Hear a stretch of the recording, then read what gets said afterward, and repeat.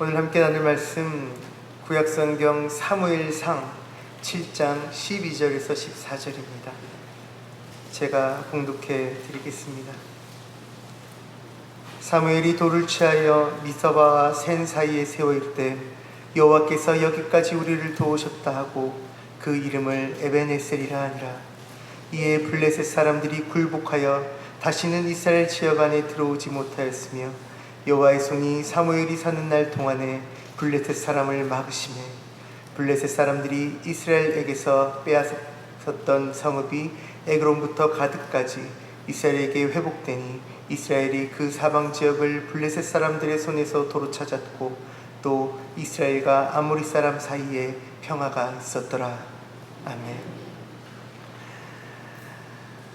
사무엘상 2장에서 6장의 말씀을 보면 사무엘이 나라를 통치하기 전에 이스라엘의 정치와 사회, 종교적인 어떤 상황에 대해서 기술하고 있음을 볼 수 있습니다.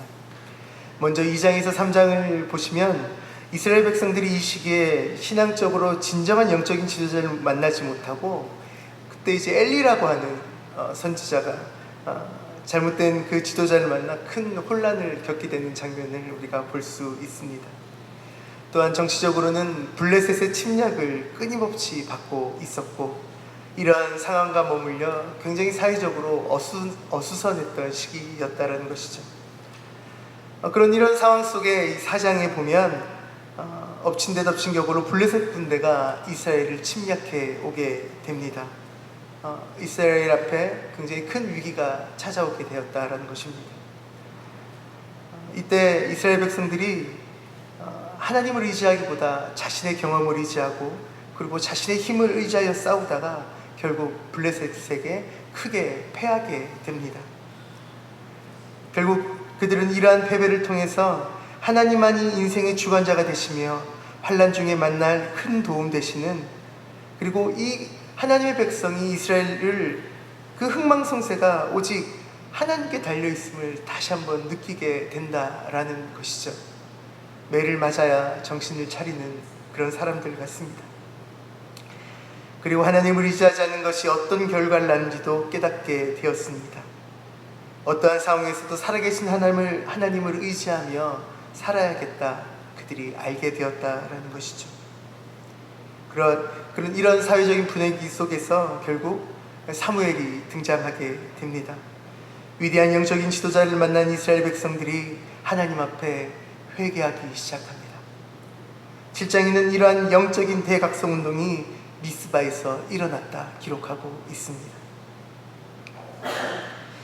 그런데 이스라엘 백성들이 사무엘의 지도를 따라서 미스바에 모여서 죄를 회개하고 또 하나님만 섬기고 하나님만 경외하려는 그 삶을 살려고 할 때 블레셋 사람들이 그 소식을 듣게 되고 결국 다시 한번 이스라엘을 치려 올라오게 됩니다. 이스라엘 백성들은 큰 패배를 맛보았기 때문에 그 블레셋 사람들을 두려워하고 있었습니다. 하지만 그들은 전과 같이 자신들을 믿지 않고 자신들의 경험에 의지하지 않았습니다. 이제는 전쟁의 승패가 여호와 하나님께 있는 줄 알고 사무엘에게 부탁합니다. 당신은 우리를 위하여 우리 하나님 여호와께 쉬지 말고 부르짖어 우리를 블레셋 사람의 손에서 구원하게 하소서 하며 영적인 지도자 사무엘에게 중보의 기도를 부탁합니다. 사무엘이 어린 양을 취하여 온전한 번제를 여호와께 드리고 기도하였을 때 여호와 하나님께서 응답하십니다. 블레셋 사람들에게 큰 우레를 바라여 이스라엘 앞에서 패퇴하게 하셨다라는 것입니다. 그래서 사무엘이 미스와 센 사이에 돌을 세우고 여호와께서 여기까지 우리를 도우셨다 하고 그 이름을 에벤에셀이라 짓는 장면이 오늘 말씀 가운데 있습니다. 사랑하는 성도님들, 한 개인이든 혹은 어떤 나라든 위기를 맞을 때가 있습니다. 그런데 이러한 위기를 어떻게 맞이하느냐에 따라서 그 사람 또는 그 나라의 운명이 달라지는 것을 목격하게 됩니다.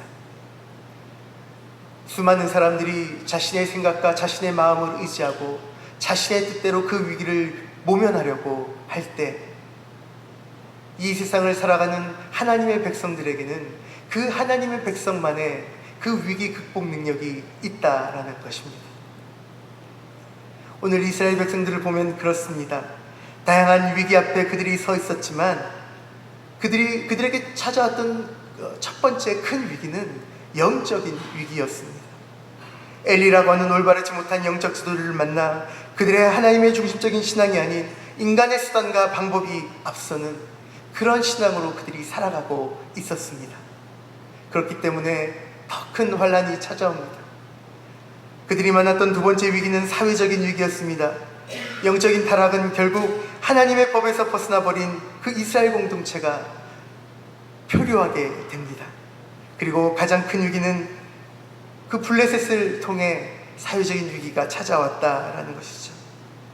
그들의 오랜 적대국인 블레셋이 또다시 쳐들어왔었다라는 것입니다.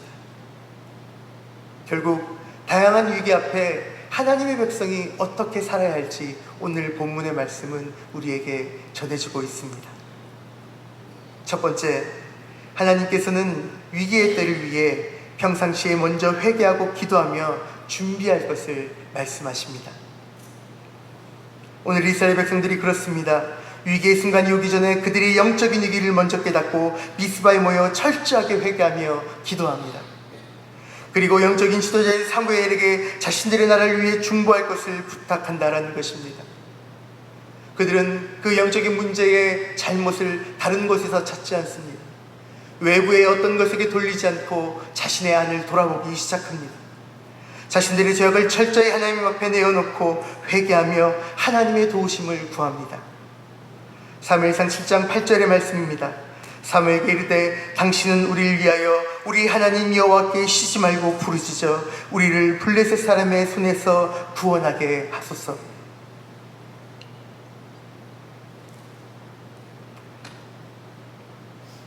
사랑하는 성도님들, 인생의 위기에 어떻게 하고 계십니까?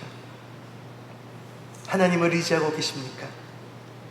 아니면 나의 경험과 내가 지금까지 살아왔던 삶의 그 모든 사건들 속에서 내가 가지고 있는 지혜로 그 문제를 해결하려고 하시진 않으십니까? 오늘 하나님께서는 하나님의 백성들이 자신의 인생의 위기 때 다른 것 아니라 하나님 앞에 먼저 나아가 하나님의 나라와 하나님의 의, 하나님과 바른 관계를 구하기를 원하고 계십니다. 그 어떤 하나님의 백성들도 이것에서 벗어나서는 안 됩니다. 우리에게 말씀하시는 것이죠. 너는 나의 나라와 나의 의를 구하라. 이미 성도님들 아시다시피 하나님의 나라는 하나님이 통치하시는 것입니다. 그리고 하나님과 가지게 되는 의라는 것은, 성경을 찾아보면 이 의라는 것은 하나님과 바른 관계를 나타내는 것이죠. 우리가 삶을 살아갈 때 가장 먼저 구해야 될 것, 그것이 바로 하나님과의 바른 관계라는 것입니다.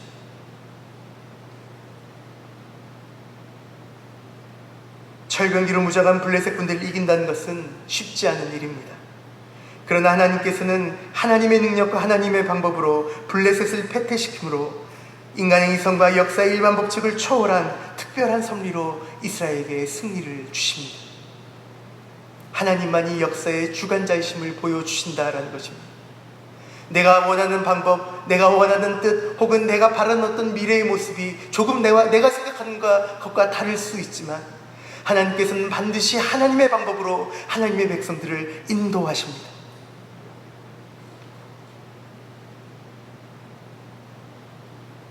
우리가 첫 번째로 회개와 하나님 앞에 돌아가는 것으로 우리가 우리의 마음을 들여야 한다면, 두 번째는 우리의 위기에 대해 하나님께 도우심과 하나님 앞에 인내로 기다려야 한다는 것입니다.